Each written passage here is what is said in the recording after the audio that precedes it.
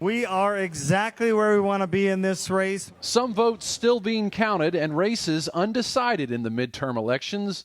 Every single vote matters. But Americans have a better sense of what government will look like heading into the new year, divided.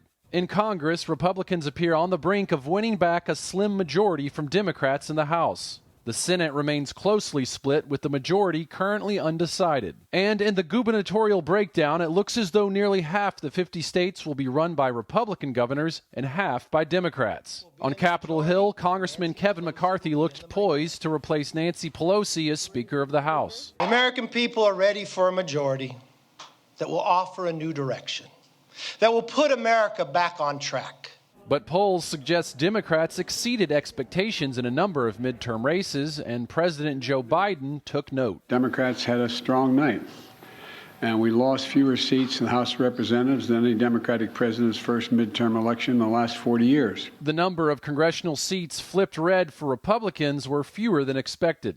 While the press and the pundits are predicting a giant red wave, it didn't happen. In some key Senate races, Pennsylvania Lieutenant Governor John Fetterman beat Republican Dr. Mehmet Oz, while Republican Senator Ron Johnson won re-election in Wisconsin. All eyes will be on Georgia to determine the final division of power in the Senate. We're in a fight, are we not? We're in a fight. Republican Herschel Walker and Democrat incumbent Senator Raphael Warnock both failed to get more than 50% of the votes in Georgia. So their Senate race goes to a runoff, meaning Georgians will go back to the polls December 6th and vote again for these top two candidates. We will hear from the people of Georgia. In close governors' races around the country, Democrats won in Wisconsin and Kansas, while vote counting continues in Arizona's gubernatorial race. We need honest elections. Republican Carrie Lake, a 2020 election denier and conspiracy theorist, was neck and neck with Arizona Secretary of State, Democrat Katie Hobbs. We know my opponent and her allies have been sowing doubt and confusion throughout this campaign. Meanwhile, a big re-election victory for Republican Governor Ron DeSantis in Florida. We made promises to the people of Florida, and we have delivered on those promises.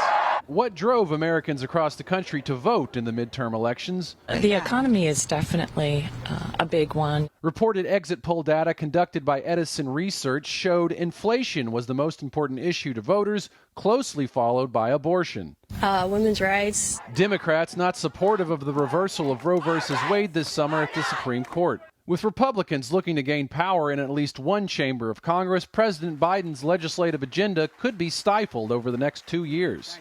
The Catholic commander-in-chief says he's willing to work with Republicans on some things, but he'll reject any federal ban on abortion. I will veto any attempt to pass a national ban on abortion, but I'm ready to compromise with Republicans where it makes sense on many other issues. Last month, the U.S. Conference of Catholic Bishops called on President Biden to recognize the humanity in preborn children, protect life, and in a statement said the church wishes to continue working with government to ensure that pregnant and parenting mothers are fully supported in the care of their children before and after birth. Supporting mothers in need. As election season wraps up, Catholic bishops hope it's one priority that could bring a divided Congress together. Mark Irons, EWTN News In Depth.